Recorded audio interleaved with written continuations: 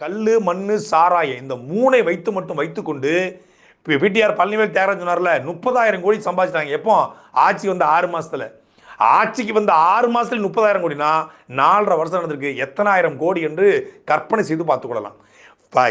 கொள்ளையடிச்ச பணத்தை என்ன செய்துன்னே தெரியல. அந்த திமிர்ல தான் ஊடகங்களை பூரா மொத்தமா விலைக்கு வாங்கிட்டாங்க. பல லட்சம் கோடி இருக்குங்க, பல லட்சம் கோடி.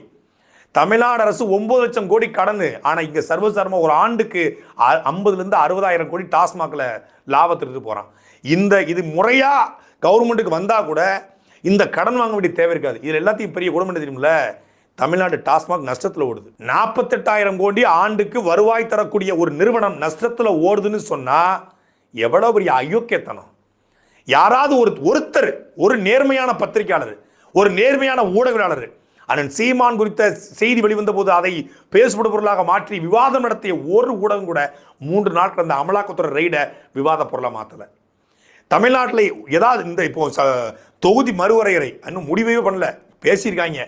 2029 வரைக்கும் அதுக்கான ஐடியா கிடையாதான். அந்த தொகுதி மறுவரையறை குறித்து இப்போதே பேசுபடுறாங்க. ஏற்கனவே 40 எம்பி போய் அங்கே புடுங்கி தள்ளின மாதிரியும், 10 எம்பி குறைஞ்சிட்டா அவங்க வந்து தமிழ்நாடே வந்து அகல பாராத்தில் போயிடுற மாதிரியும். சரி, 40 எம்பி இவ்வளோ 50 எம்பி கொடுத்துருவாங்க, போய் நல்லா பண்ணிடுவீங்களா? நல்லா மல்லாக்க போட்டு பாராளுமன்றத்தை புரட்டி போட்டுருவீங்களா? 40 50 60 எம்பி உங்களுக்கு தமிழ்நாடு கொடுத்தாச்சு. 60 எம்பி திமுக போய் நம்பி தள்ளிடுவீங்களா?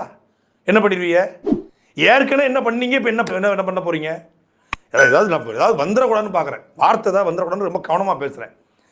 40 பேர் போய் ஒன்றும் பண்ணாம மறுவரையறை வந்தால் நாம் பாதிக்கப்படுவோம், மாநில சுயாட்சி மண்ணாட்சி அங்க அந்த பக்கம் அப்படி பேசிட்டு இங்க டாஸ்மாக்ல 1 லட்சம் கோடி, கல்லுல ஊழல், மண்ணுல ஊழல், எல்லாத்திலையும் ஊழல்.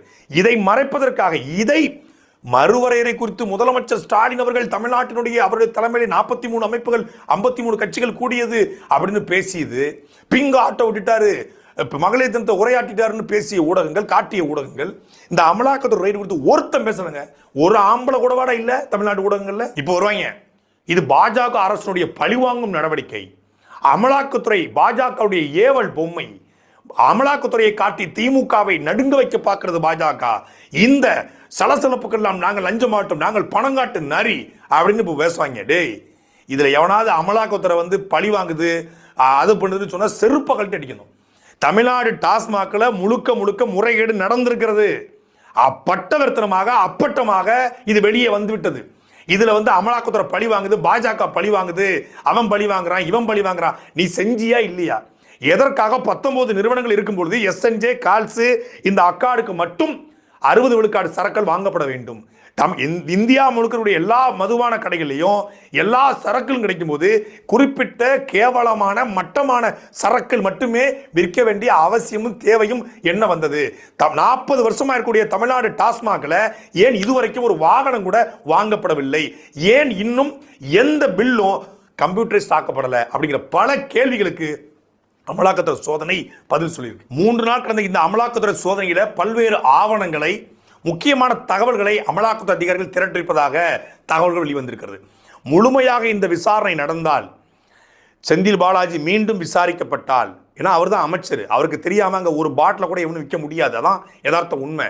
அவர் முழுமையாக மீண்டும் விசாரிக்கப்பட்டால் இந்த எஸ்என்ஜே கால்ஸ் அக்காடு இந்த நிறுவனங்கள்ல முழுமையாக நடத்தப்பட்ட இந்த ஆய்வுகளுடைய முடிவுகள் முழுமையாக விசாரிக்கப்பட்டால் திமுகவுடைய ஆட்சி இந்த ஊழலால மட்டுமே வீழ்த்தப்படும்.